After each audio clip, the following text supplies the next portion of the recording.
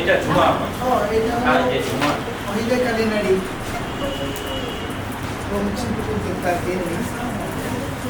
আবার ওনার একটা ইনস্টিটিউট আছে মহিলা ফিউচার কালিনারি ইনস্টিটিউট আমাদের অ্যাসেট প্রজেক্টে অ্যাসেট প্রজেক্টের উনিও ট্রেনিং দিচ্ছে তারপরে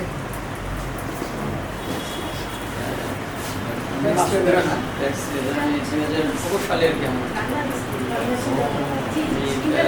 মোটামুটি লেদার গুডসের যে মেকিং যে প্রসেস সবগুলো আমার জানা আমি নিজে মেক করতে পারি।